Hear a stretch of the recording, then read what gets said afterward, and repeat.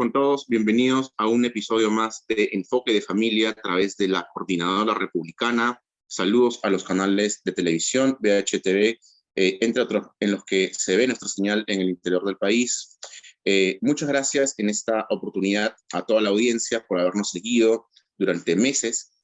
Y precisamente en esta edición tenemos entrevistados siempre cada vez más interesantes. En esta oportunidad tenemos al doctor Gabriel Flores Ciani. Él es médico psicoterapeuta con orientación a la neurociencia.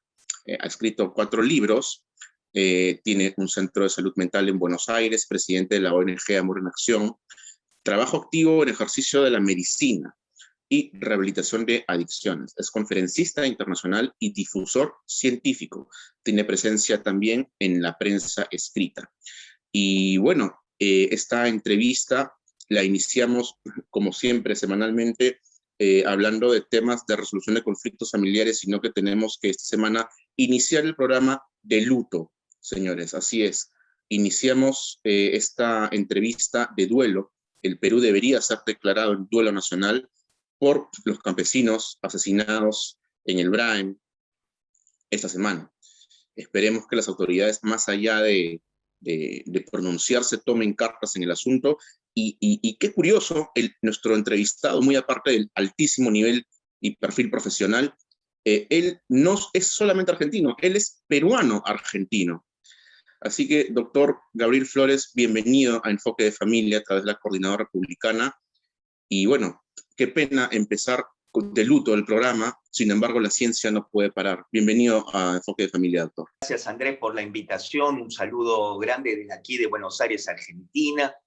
Estamos justamente celebrando fiestas patrias aquí en nuestro país. Te comento que soy peruano-argentino, nací en el Perú, en Lima, y ya hace unos 40 años que estoy radicado acá en Argentina, así que un saludo afectuoso, caluroso para todos mis compatriotas en el Perú. Gracias, doctor.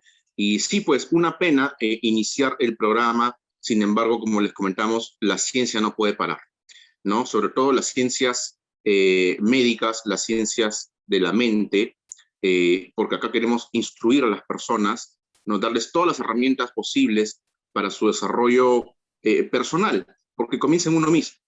Entonces, hemos iniciado la semana con una noticia terrible, el intento de secuestro de un líder político cristiano, por un lado, la masacre de campesinos en el Braem, en el interior del Perú, lo cual es un acto totalmente repudiable y que nos enlutó la semana y en mi entender también nos enlutó las elecciones por completo. Espero que no se vuelva a repetir y más allá de un pronunciamiento, sino que el gobierno tome acción. Doctor, ¿cómo necesitamos desviarnos un poquito de la temática de familia? ¿Cómo podríamos entender estas conductas a nivel Perú, a nivel Latinoamérica, que se están dando?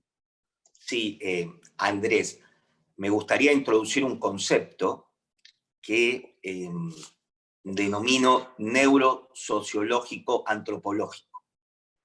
Vamos a introducirnos en un análisis desde la neurociencia y desde la genética para entender lo que está pasando en el Perú y en muchos lugares de América Latina. La neurociencia es la ciencia que estudia el funcionamiento de la mente humana, trabaja sobre el cerebro humano.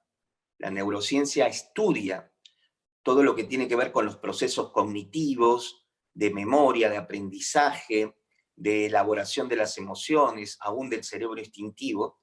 Gracias a Dios, hoy contamos con técnicas que nos permiten avanzar como nunca antes en la historia, en el conocimiento de los procesos neuronales mentales. La genética, que es otra cuestión muy importante, también avanzó mucho, se ha descifrado el código genético y esto nos permite darle una mayor profundidad al análisis del comportamiento humano. Frente a la pregunta o la situación lamentable que ha sucedido en el Perú con el asesinato de los campesinos allí en el Braem, tenemos que entenderlo, y aquí es donde la ciencia también nos ayuda a entender desde el punto de vista de lo que pasa en el cerebro de los peruanos. Vos sabés que está estudiado, y cada vez más, que el cerebro del argentino, del peruano, del norteamericano, del africano, es distinto. Es decir, el cerebro básicamente, todos tenemos 100.000 millones de neuronas, tenemos la misma cantidad de genes, pero la cultura tiene la capacidad de modular, transformar y tallar, por así decirlo, al conectoma humano que tiene que ver con redes neuronales, que es nuestra mente, pero la cultura tiene una fuerte implicancia en la estructuración de la mente, de la psiquis de cada sociedad. En el caso del Perú, entonces podemos utilizar la genética para remontarnos a básicamente el imperio de los incas, en el tiempo de la conquista. Allí el peruano, el inca, todos sabemos que el imperio incaico se extendió desde Panamá hasta hasta Tucumán y el río Biobío allá en Chile. El imperio incaico, que era un pueblo fuerte, un pueblo con una mentalidad positiva, bien alimentado, desarrollado, sufrió un cataclismo psicoemocional, sufrió un avasallamiento que, más allá de lo cultural y de las cuestiones sociológicas, tiene que ver con una modificación de la genética del pueblo peruano. Esto se denomina epigenética, Andrés. La epigenética significa que el ambiente tiene la capacidad de modificar la expresión genética. Y entonces lo que pasó ayer sigue siendo una expresión de esta modificación genética del peruano, de amplios sectores del Perú, básicamente de aquellos lugares donde en el Perú profundo, donde el imperio incaico tenía su sede, y no te olvides que en la sierra peruana, allí en el Cusco, en el centro del imperio, sufrió el embate mayor. Así que las poblaciones andinas son las que más han sufrido este cataclismo genético emocional. Claro, cuando habla de cataclismo emocional, yo lo podría, obviamente no soy psicólogo, por más que trabajo con muchos psicólogos, psiquiatras en este tipo de ambiente, pero entiendo que podríamos analizarlo de repente desde la psicología de las masas o cuando se habla de histeria colectiva. Claro, pues, ¿cuál es tenemos o manejamos el concepto de TEPS, el traumatismo emocional postraumático, ¿no? Pero eso a nivel individual. Pero lo que usted está diciendo en este momento me parece una técnica súper innovadora porque estás haciendo el análisis a nivel colectivo. O sea, se estudia la histeria colectiva, se estudia los traumatismos emocionales a nivel interpersonal, pero ¿quién estudia el traumatismo, el trauma colectivo? Por ejemplo, el día del atentado acá en Perú de los campesinos que son héroes de la democracia, las redes sociales callaron. Hubo una cota de horas, ¿no? En las que ya nadie hablaba nada, todo el mundo estaba con miedo, ¿no? Entonces, como que se generó el shock y como que no, obviamente no vamos a decir, sí, todos los peruanos son robots y se acordaron de lo que vivieron en los 80, no, pero yo creo que sí hubo una pausa y la gente ha estado pensando. ¿Nos podríamos estar refiriendo a eso, doctor? Exactamente, exactamente. Vos sabés que Jung, el doctor Jung, un discípulo de Freud, habló de la psicología transaccional, ¿sí? Ahí, muy bien, muy bien, muy bien, lo entendiste rápido, rapidísimo. Exactamente, está estudiado en las poblaciones, en la genética de las poblaciones. De paso te comento que escribí el libro Batalla por la Mente, Ideología de Género y Neurociencia, y trato este tema de la implicancia de la vivencia de las civilizaciones en la alteración genética. Entonces, esto hace que aquellos traumas de hace 500 años, 600 años en el imperio de los incas, haya generado una modificación genética, transformando a la mente del peruano en una mente bastante violenta, una mente también en donde el dolor originado en la devastación producida por los españoles, los conquistadores, la devastación en el imperio. Vos pensás que, y no estoy juzgando a nuestros amigos españoles, ¿no? No tienen nada que ver, aparte fue un grupo de conquistadores, pero el daño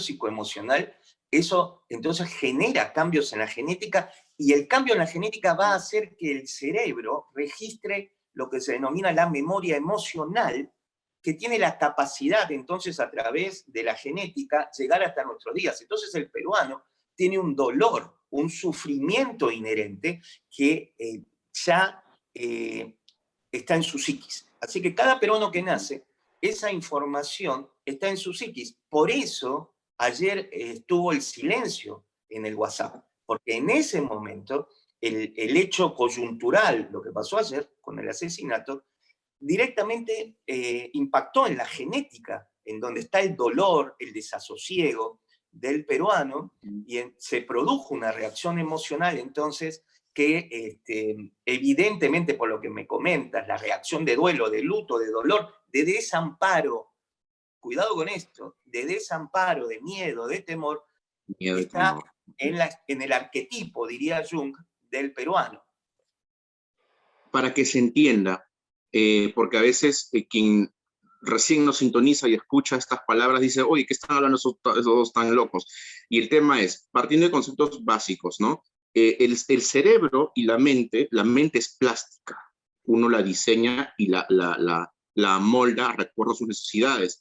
Yo puedo ser una persona que tiendo todos los días mi cama, lo cual me va a lo largo del día a ser una persona que piensa de determinada forma, o puedo ser la persona que no tiende su cama todos los días, y esa plasticidad mental te va a generar distintos patrones de conducta. Ahora, a lo largo del día, en cosas tan sencillas, ojo, cosas tan sencillas, y el neurocientífico presente no me puede desmentir, después me puede corregir o me puede mejorar el concepto. Vamos a ver, ha hablado sobre la violencia que está en la sangre del peruano. Pero cuando hablamos de violencia, hablamos también de miedo.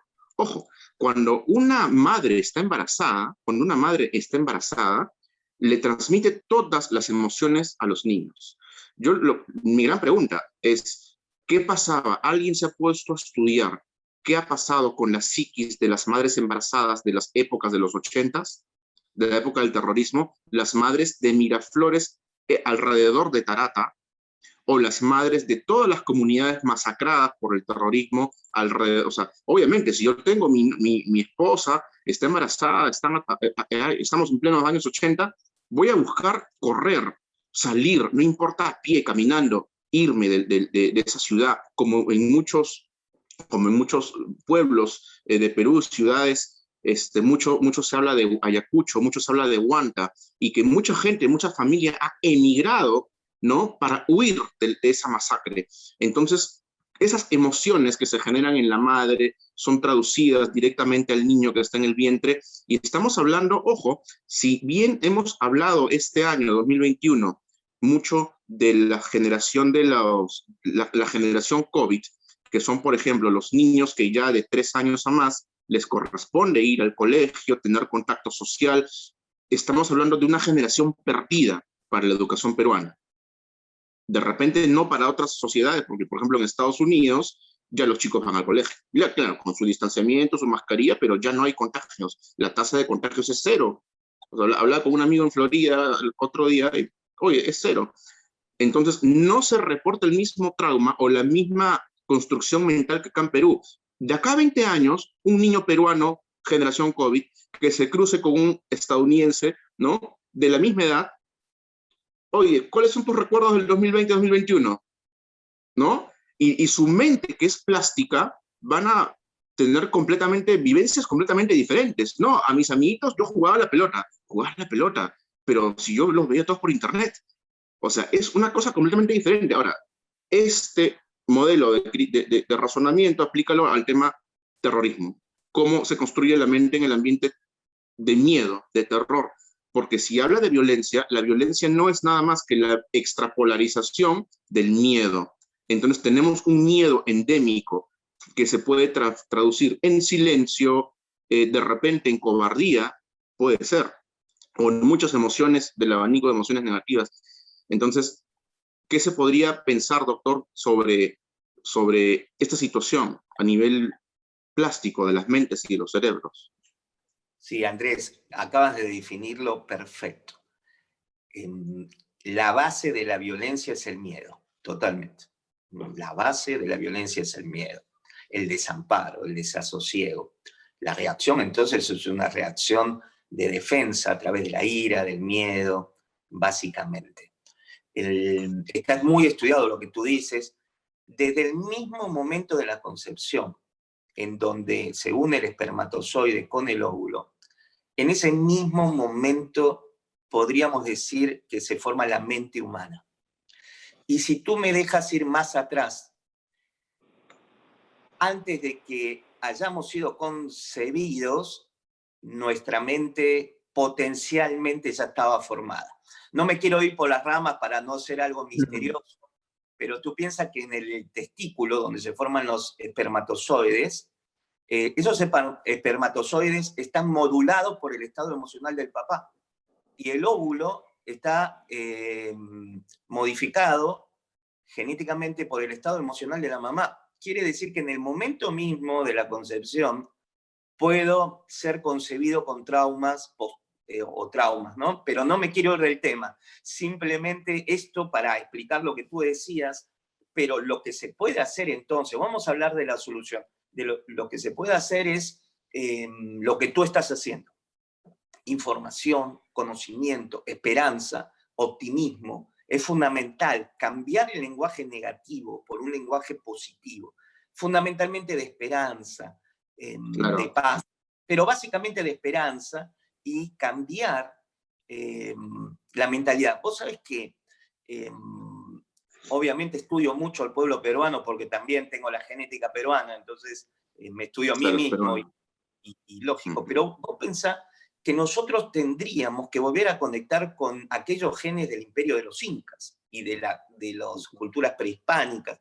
Estuve hace unos años en Caral, ¿no? Hacia 100 kilómetros de Lima, una cultura de 3.000 años, una civilización de 3.000 años de antigüedad, allí en medio de las pampas peruanas, con un avance impresionante. Entonces, en nuestros genes también están los antiguos peruanos que no sufrieron el efecto postraumático de la caída del imperio de los incas. Entonces, con una motivación, con palabras de aliento, enseñar en los colegios de dónde venimos, nuestros orígenes, las grandes cosas que hizo el peruano, eso también va a modular y va a apagar los genes de miedo, de temor, de desasosiego, los va a apagar y van a comenzar a expresarse los genes positivos, no traumáticos, y entonces el peruano de hoy va a conectar con el peruano de nuestros orígenes, y ese peruano va a ser un nuevo peruano.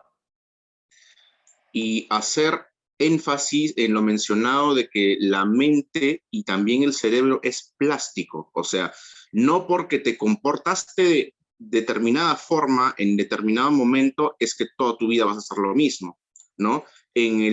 Ojo, acá es también importante mencionarlo, el estudio de la psicología, ¿no? No es nada más que, como los antiguos griegos lo llamaban, es el estudio del alma, la psique es el alma, el interior del ser, ¿no? Ahora mucha gente se niega a decir que las personas tenemos alma o somos alma, ¿no? No quieren verlo académicamente, pero no es nada más que eso. Y dentro del alma, y es por eso acá hay conceptos muy importantes, muy básicos, pero muy importantes, ¿ah?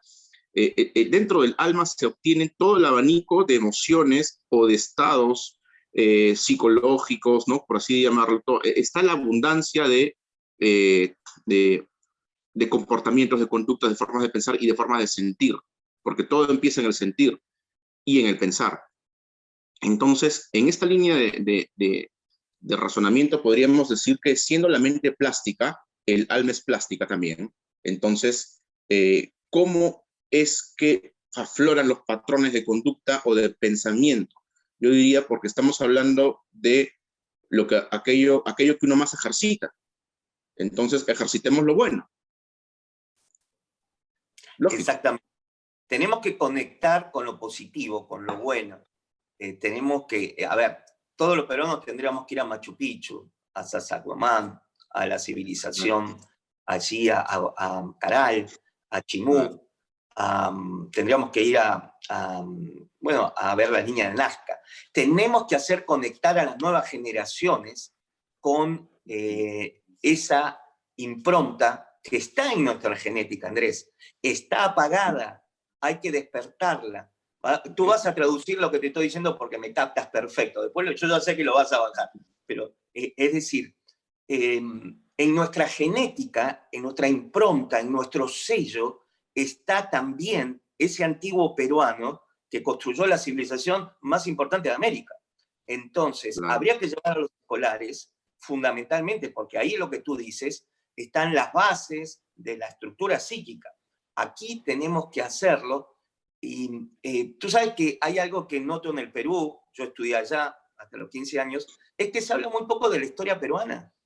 Estudiamos mucho de la Revolución Francesa, la historia de Europa, pero tenemos que estudiar más la historia peruana, porque entonces vamos a conectar con nuestra identidad. Y esta identidad del peruano es una identidad de conquista, innovadora. Claro, Pensá que Huayna Cápac, un segundito y te dejo, no quiero hacer un monólogo, pero Huayna Cápac construyó una flota para ir a explorar Oceanía. Así que pensá. Y esto no se habla en los colegios, no se dice. El peruano normal no sabe que uno de nuestros incas construyó una flota y fue el primero que llegó a Polinesia. Hay islas de Polinesia que tienen vestigios de la cultura incaica. Bueno, ahí te la dejo porque si no... No, está excelente, doctor. Usted no se le puede poner límites al conocimiento. La gente quiere aprender más, sobre todo sobre estas cosas. Y es que en realidad, pues uno no se comporta respecto de que, ya, el acaso. No. Incluso el doctor Picas Flint, acá en Perú, un abogado muy reconocido, tiene una frase que nos dice, no, te dice, el maratonista no espera un milagro el día de la maratón para ese día correr y ganar. Él se prepara durante todos los días de su vida para el día de la maratón rendir su promedio. Todos somos el promedio de lo que hacemos todos los días. Es por eso que tenemos que ejercitar las cosas prácticas, desde las buenas costumbres, lo más chiquito, lo más pequeño. Cuando se trabaja con niños, se les enseña mucho, yo con mis hijos, diciendo, tiene tu cama, ¿no? Y ese es, si tendiste tu cama, tienes todos los premios durante todo el día, ¿no? En esas pequeñas cositas podemos ir avanzando y obviamente ya al hablar temas de educación está cambiando radicalmente ya la perspectiva del conversatorio, porque ya en educación tenemos otra problemática grande, como por ejemplo hace unos años en una elección del Colegio de Abogados de Lima, para el decano, si no me equivoco, lo hicieron en un colegio, el Colegio Guadalupe, de acá de Lima, una unidad escolar gigantesca. Cuando yo llegaba, desgraciadamente se me apagó el celular porque había gente, 5 cuadras de personas, una elección catastrófica, ¿ya? Cuando hemos llegado adentro al aula, habían pintas, ¿no? Sus murales eran rojos y decían viva la revolución y tenían a Abimael Guzmán y dije, oye, ¿qué es esto? No puede ser que le estés enseñando eso a los chicos, ¿no? Entonces ya en educación tenemos otra problemática también gigantesca de, por ejemplo, usted me dice, hay que leer historia. El doctor Gabriel Flores Ziani en Enfoque de Familia hoy nos dice a todos los peruanos estudien historia. Pero ¿qué historia vamos a estudiar? Porque si leemos a Basadre, que dice el peruano es un cobarde y un traidor, y encima a Basadre lo endiosas diciendo que es el mejor historiador del Perú, caramba, si tú quieres estudiar sobre historia peruana, estudia un chileno, estudia al historiador Vicuña Maquena, que él escribía la clase política y la élite de la academia peruana eran hombres de temer, eran tan buenos, desarrollados en lo académico, en lo jurídico, como en el arte de la guerra. Caramba, o sea, ese tipo de expresiones que nos llenan de orgullo, como lo que nos está diciendo el doctor Gabriel, viajar al interior del país, ver Machu Picchu, retomar nuestra sensación de orgullo, de peruanos orgullosos de lo que hemos hecho con nuestro pasado, sintiéndonos o reafirmándonos en toda la capacidad de volver a modificar cuando querramos nuestro futuro. Esa es la forma de acabar con el miedo, acabar con la sensación de abandono que tanto nos está usted diciendo, ¿no? Y en realidad podríamos pasar horas hablando porque, ojo, la entrevista en sí no estaba pensada a hablar sobre el perfil psicosocial. Usted tiene un nombre teórico bastante interesante, que es lo que análisis, antropológico. es el análisis neurosociológico antropológico del peruano. O sea, es un análisis neurosociológico antropológico. O sea, podríamos hablar muchísimo más, a pesar de que la entrevista en sí está pensada para hablar el tema de familia, ¿no? Pero ahora, esto es aplicable, este análisis antropológico, esto de rescatar los valores, decir la chiquita tiene tu cama, todo lo que hemos bonito conversado en el análisis, puede ser aplicado también a la resolución de los conflictos de familia. No, totalmente. No, por supuesto. Por supuesto, vos pensás que la construcción de la sociedad, de los pueblos, es la familia. Ahí empieza. Entonces es fundamental. Acá, en este aspecto, el rol del papá varón, lamentablemente hoy tenemos que hacer esta aclaración, el papá varón constituye, o su función en la constitución de la psiquis del niño, tiene que ver con la seguridad, con la autoestima, con la motivación.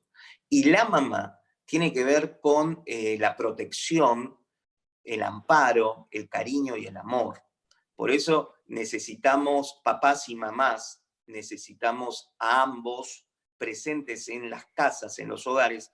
Y te diría, Andrés, para la resolución de conflictos, voy a usar este término, para prevenir los conflictos, el lugar de la prevención de los conflictos es la mesa familiar, el almuerzo y la cena, donde el padre genera con su voz de autoridad la constitución de la psiquis del niño, mientras que la mamá sirve el plato yo te voy a decir, mi comida preferida en el Perú es el ceviche mixto, un cevichito mixto, qué rico, y un seco de cordero. Mientras que la mamá hace un seco de cordero, el papá está enseñando los valores y conversando de lo que te estoy diciendo, y eso va a constituir la psiquis y va a prevenir conflictos futuros en el matrimonio y también en los hijos. Esto es muy importante. Así es. Doctor, acá en Perú se promueve mucho lo que es la resolución de los conflictos mediante la conciliación, ¿no? Pero mire, con todo este análisis antropológico que hemos tocado, ¿no? Conociendo más o menos el perfil de la sociedad y tomando en cuenta que la resolución de los conflictos no solamente es a nivel legislativo, porque te dice, sí, está la ley, está la ley, está la ley. La ley te dice, te recomiendan que resuelvas vía conciliación. Y la vía de conciliación, por ejemplo, ojo, esto que estamos hablando a nivel familia, se puede aplicar para incluso tengo un artículo sobre esto, sobre la aplicación de las resoluciones de conflictos y su aplicatividad a nivel macro y a nivel celular, ¿no? Yo creo que es la principal característica de una autodeterminación. O sea, al nosotros elegir resolver los conflictos por nosotros mismos, no miren el análisis antropológico que hemos hecho. O sea, tenemos que autorreconocernos. Y ¿quién mejor que nosotros que supuestamente nos conocemos bien para poder resolver las cuestiones, los conflictos que tenemos, tanto a nivel de la familia como a nivel de la sociedad? Yo creo que es la máxima expresión de la democracia y la máxima expresión de la autodeterminación, ¿no? El resolver tus conflictos, tus problemas tú solo, tanto a nivel familiar como a nivel sociedad nacional en Perú y de repente también Latinoamérica. Sobre los conflictos que tenemos grandes a nivel Perú, ¿esto usted cree que pueda ser resuelto mediante el autoconocimiento, esto que estamos hablando? O sea, ¿podría llegar a ser una herramienta verdaderamente eficaz el autoconocerse para proponer nuevas salidas. Exactamente. Bueno, sí, podríamos hablar bastante, Andrés, pero sí, es un principio de la inteligencia emocional, lo que acabas de mencionar. Y para solucionar un conflicto, primero tengo que solucionar mis conflictos interiores. Nosotros queremos siempre solucionar los conflictos pensando en el otro como el agresor y demás. En realidad, a mí me gusta decirle a mis pacientes, cuando vienen aquí al consultorio con conflictos de terapia de pareja y demás, les digo, mira, el 90% de tu análisis tiene que ser contigo. El 10% hacia tu cónyuge en este caso. No es importante el otro en la resolución de conflictos. Soy importante yo. Al conocer mis emociones, cuando hay un conflicto, hay determinadas emociones que traigo desde mi infancia y demás que van a expresarse. Entonces, si yo he practicado el autoconocimiento, sé cuáles son mis emociones y que esa situación conflictiva está justamente pegando en ese lugar, desatando emociones que no tengo curadas, entonces nunca voy a encontrar el conflicto, la solución del conflicto. Entonces, cuando estemos en un conflicto en donde estemos, tenemos que ir hacia adentro y ver cuáles son las emociones que nos están haciendo actuar de esa manera. Si una parte hace este ejercicio y la otra parte hace este ejercicio, te puedo asegurar que la resolución del conflicto sería mucho más sencilla. Es que claro, ya lo dice el doctor Carlos Ramón Gómez Charela, que es abogado, médico, arquitecto y psiquiatra también acá en Perú, que sería bueno hacer un match, un conversatorio algún día, ojalá que pronto. Él dice, Claro. ¿no? Y él me dice, y es que claro, Andresito, lo que pasa es que, me dice, ¿no? Con tus años, los conflictos judiciales son conflictos psicológicos no resueltos, ¿no? Y esto lo empalmamos con las teorías o los consejos que nos da el doctor Flint en lo que respecta a resolución de conflictos, y te dice, una cosa es el interés y otra cosa es la posición. La posición es el soldado de pie, parado, con su metralleta, ¿no? Delante de tu casa, que no deja que nadie se meta. Esa es la posición que te hace llegar al litigio, que te hace llegar al conflicto. Y ojo, este consejo es para todos los peruanos, ¿no? Dejemos ese soldado parado en la puerta de nuestra casa, porque nuestra casa es el Perú. No me puedo pelear con el vecino porque piensa diferente, ni sobre todo tampoco llegarlo a matar. O sea, es terrible lo que está sucediendo ahora, pero se están avisorando, nos están dando visos de qué es lo que está pasando con una cultura, una psiquis colectiva, ¿no? Llena de miedo. El miedo se traduce en odio, porque el odio, ¿qué es el odio, doctor? ¿El odio es irracional o tiene razón de ser el odio? Qué pregunta, Andrés, qué lindo. Aprovecho. ¿Qué tenemos? 12 horas de programa, ¿no? Te No, digo ya la nos gana el verdad, tiempo. Ya. te felicito por tu base académica, te felicito. Gracias. Muy bien, muy bien, muy bien, eso. Pero bueno, ¿sabes lo que Gracias. pasa? Que me abrís el juego, Andrés, me abrís el juego. Me abrís No, el es juego que de ahí con va. los blancos. Bueno, sinteticemos la pregunta entonces, porque hablar de odio para un psiquiatra, ojo, ojo, y acá esto es súper interesante, o sea, no es lo mismo decirle, mire ese edificio, a un médico, a un arquitecto, a un abogado o a un panadero. O sea, definitivamente el arquitecto lo ve diferente. El cuerpo humano, un médico lo ve diferente. El médico ve tu radiografía del cuerpo humano. El abogado te ve las cosas diferentes también, ¿no? Es por eso que sinteticemos y simplifiquemos la pregunta. ¿Es racional el odio, doctor? Mira, el odio es una emoción básica, negativa. Todos tenemos la capacidad de odiar, por eso se odia. A ver, amigo. Es Sí, es decir, tenemos... racional, ¿no? Amigo. Bueno, sí, es irracional. Se puede convertir en irracional. Ya sería una emoción muy, sí, irracional, porque en ese momento esa emoción negativa está inundando nuestro sistema de la neocorteza, y me toco aquí en la frente, porque aquí en el lóbulo prefrontal, esta línea delgadita de neuronas, es en donde está nuestro juicio, moral, pensamiento. Entonces el sistema límbico, hay una zona del sistema límbico que se denomina la amígdala, no la de las gargantas, de la garganta, sino es un núcleo neuronal. Ahí se generan las emociones. Y el odio se genera en la amígdala y en una vía nerviosa llega al lóbulo prefrontal y lo borra. Es un tsunami del odio que va a tomar por asalto mi lóbulo prefrontal, donde está la coherencia, el sentido común, el control y todo lo demás, lo borra. Hay unas neuronas que se denominan las neuronas del no, que sirven para frenar estos tsunamis emocionales, en este caso negativos, pero también positivos, pero el odio vence la barrera de las neuronas del no y convierte el sistema del pensamiento en otro, de tal manera que podemos llegar a ser otros. Pero eso, cuando quieras, nos comemos un cevichito que me invitas ahí en Larcomar y lo hablamos. Claro, doctor, el tiempo nos ha ganado y es que en realidad, pues, dejemos a los televidentes con este concepto. El doctor Flores Ziani nos ha dicho, y efectivamente, mil disculpas, porque obviamente no es lo mismo preguntarle qué es el odio a un abogado o a un juez como a un neurocientífico, ¿no? Sin embargo, trataba de aprovechar al máximo ese entrevistado porque hay muchísimo de qué hablar.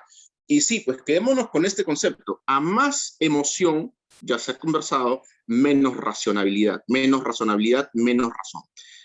El tema es... Discúlpame que te aclare ahí. Emoción negativa, desbordada, ¿sí? Nosotros pensamos, todos nuestros pensamientos están condicionados o están teñidos de emociones, porque cuando mis 5 sentidos captan una información, primero llega al cerebro emocional y luego llega al cerebro racional. Así que todos mis pensamientos están condicionados por las emociones, positivas o negativas. Así es, doctor. Un consejo final para todos los peruanos, doctor, por favor, que están, yo sé que están ahí queriendo más conocer sobre usted, más consejos sobre usted, pero el tiempo nos ha ganado. Y ahora, en esta situación tan difícil, ¿no? Un consejo de parte del doctor Gabriel Flores Ziani para el pueblo peruano a nivel nacional. Sí, mira, ante todo, Andrés, invito a la audiencia a seguirme en las redes sociales de Twitter, YouTube, Instagram, Facebook.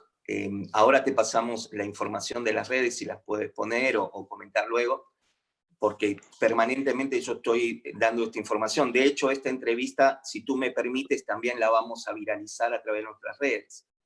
Claro, hay claro. mucha gente que la sigue.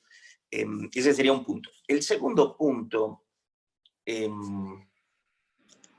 mi consejo al peruano me remontaría a nuestra canción, tengo el orgullo de ser peruano y soy feliz. Terminaría con eso. Cantaría estos días y pondría en todas las radiodifusoras, tengo el orgullo de ser peruano y soy feliz, en esta hermosa tierra del sol. Entonces, al cantar esta canción estamos modulando nuestro cerebro, vamos a apagar los genes del miedo, del desasosiego, acá. Entonces, compatriotas peruanos, cantemos estos días, tenemos el orgullo de ser peruanos y soy feliz. Y somos felices y vive el Perú. Así es, doctor. Muchas gracias, doctor Gabriel Flores Ziani. Esperemos tenerlo pronto por aquí, por la Coordinadora Republicana. Y esto ha sido todo en esta entrevista a los queridos televidentes. Muchas gracias. Muchas gracias. Salud.